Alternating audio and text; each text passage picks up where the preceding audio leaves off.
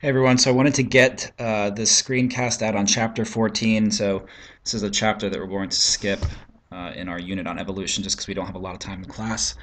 But it's actually a lot of fun to talk about this chapter. The chapter is on speciation, so in other words, how species are formed. If you have a population of birds, for instance, what about a certain portion of that population going, say, to the left where it's cooler, causes them to become a different species than a group of that population that goes to the right where it's warmer? So it's really kind of thought-provoking, and some of the ways that these species have come about it is actually quite interesting, quite comical actually too, in some instances. So this will come with a chapter 14 screencast sort of guide. So make sure you look at that and make sure you look at some of the questions afterwards. I'm not going to have a lot of time to go into details. The details are in the book. But if you look at a species of albatross, not actually that's not albatross, that's a cormorant. So the species actually started out um, as a flightful bird, very great kind of strong wings. But there was a one or a small group of cormorants that went to the Galapagos, right, and found that they didn't need flight to be successful biologically, so their fitness was very high without the use of wings. So over time, what you start to see is these wings start to fade a bit, and they become smaller, and they look like this compared to like this when they were the great cormorant, when they were the flightful bird. But it's not as obvious when there are different species and some other groups of organisms, right? So these different meadowlarks, they look very similar, so it's not as easy to tell the difference between these species as it is for these cormorants.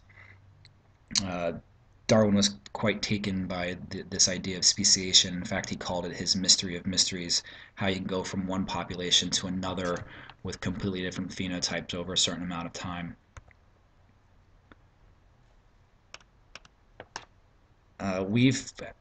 Scientists have actually put a lot of time into studying what contributes to a species. Again, we don't have to go into too many details here, but the one sort of species concept that I'll stick with is the biological species concept. There's lots of other sort of concepts that we won't go into. We'll stick with the biological species concept. This concept essentially says that in order for a population to be considered one species, it needs to be able to, the individuals in this population need to be able to mate with one another, but not just mate with one another, they need to be able to have offspring that are fertile.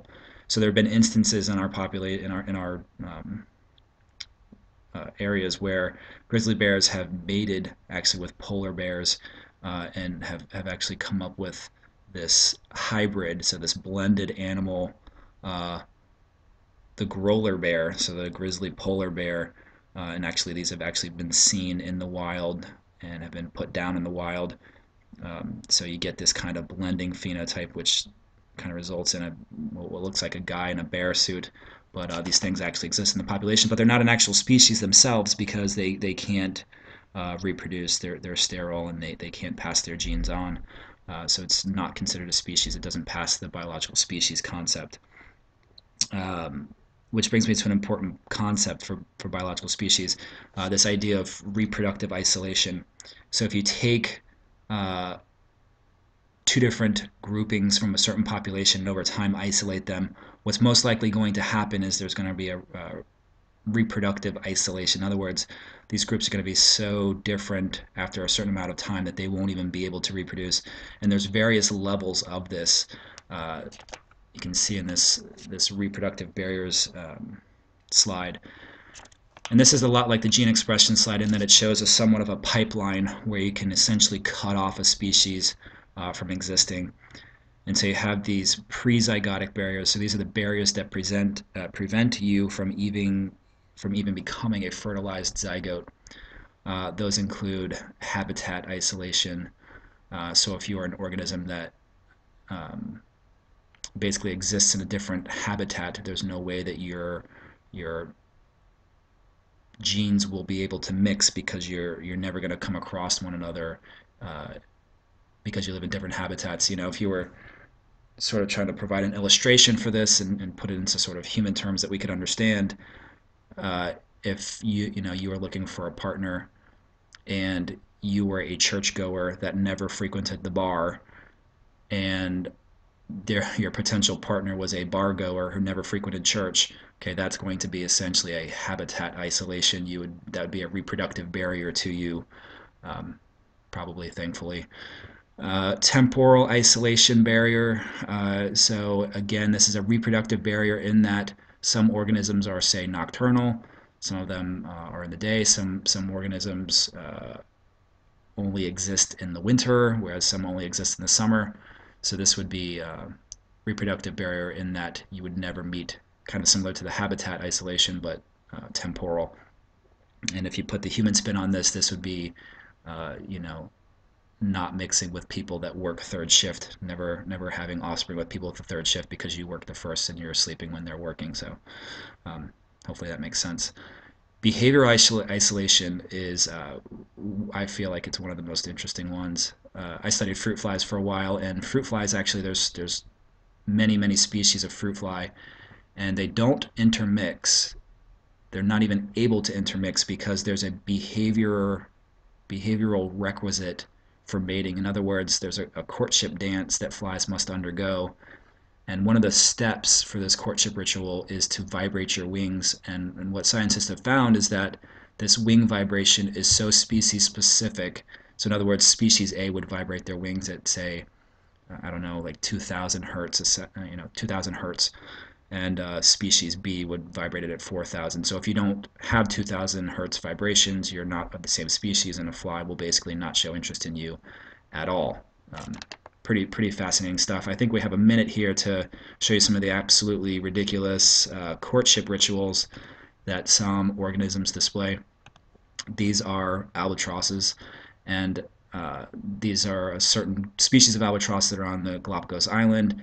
And literally, this courtship behavior that you're seeing here is something that they've developed. And if you do not exhibit this behavior, you are not of the proper species, and you won't be able to basically reproduce with this group. Simple as that. There's lots of great ones out there. Okay. Mechanical isolation is pretty much common sense. Basically, it's this situation where if your anatomy doesn't fit or doesn't match, you are not going to be able to reproduce. So that's a pretty large reproductive barrier. It's like an old coach of mine used to say, that dog just ain't gonna hunt. It's not gonna work if it doesn't fit. Gametic isolation is another one. So if your gametes are not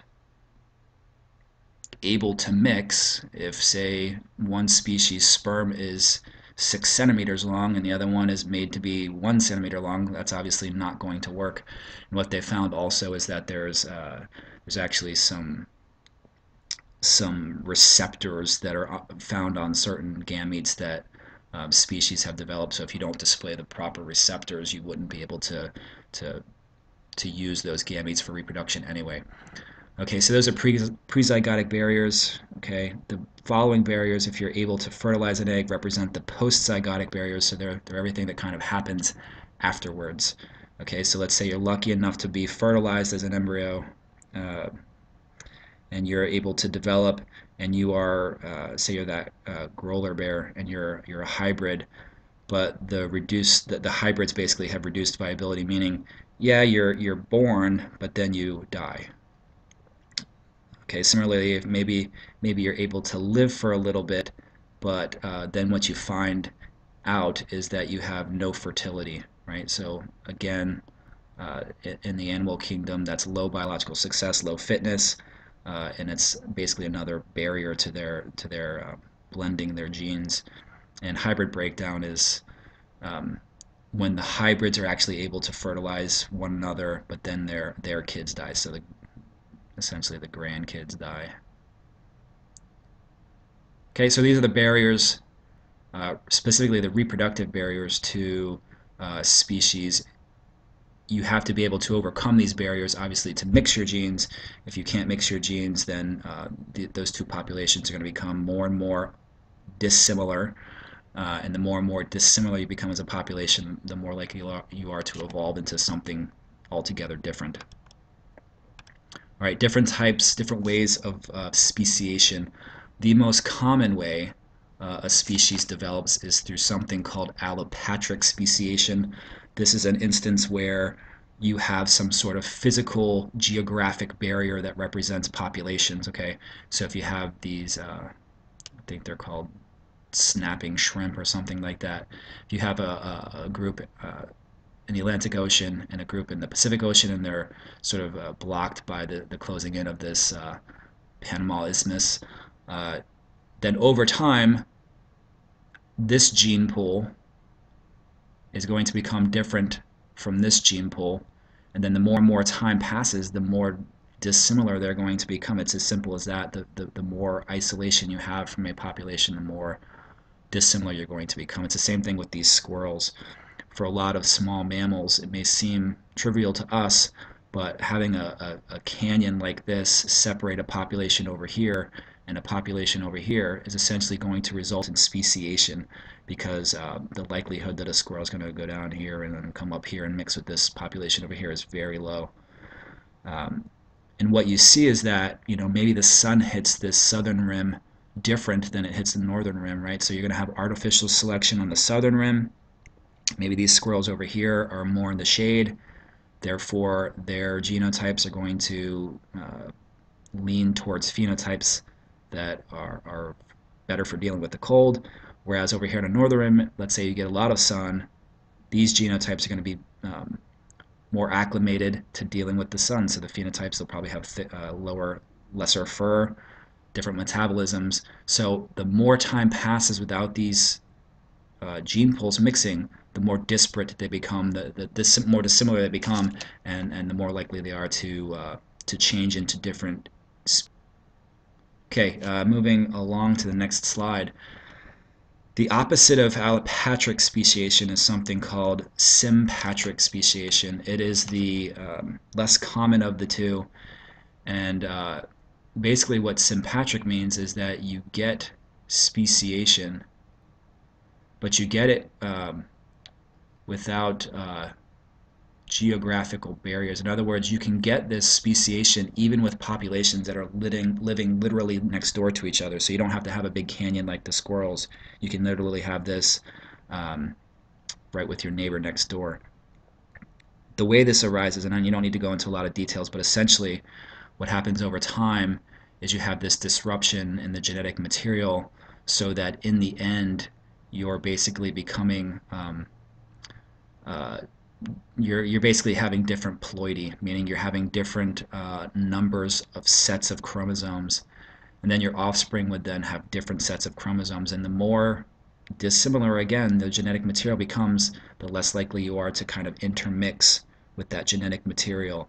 So this is a thing that's seen in plants. There are some species of plant, like wheat, for example. I forget how many sets of chromosomes it has, but it has some ridiculous number, like, I don't know, 24 sets of chromosomes. And that's just because of this sort of accumulated sets of chromosomes from, messed up cell division. So this concept of ploidy is important for sympatric because it allows speciation to go without having an actual physical barrier. Instead, the barrier is molecular. The barrier has to do with cell division. Cruising right along with 1 minute. We talked about adaptive radiation in class. So the Galapagos Islands are a perfect example of where adaptive radiation could occur. Let's say you get a few birds that fly over from Chile, and they take over on the islands, and they go through natural selection and they adapt. Essentially, they can become anything. And what they've seen on this island is that there are certain birds that become cactus eaters, there are certain birds that become tool users, and certain birds that become seed eaters, all based on the environment that they happen to be in and this certain collection of genes and mutations that they have. This is very similar to the dinosaurs example. So these birds came to this island with no pressures. Okay, mammals without the pressures of the dinosaurs became all sorts of kinds of things. And I'm rushing through because I have one last slide in 10 seconds. We will talk about punctuated equilibrium another time. It's not as important, but I want you to be familiar with the term. Man, that was fast. I hope that helped. See you later.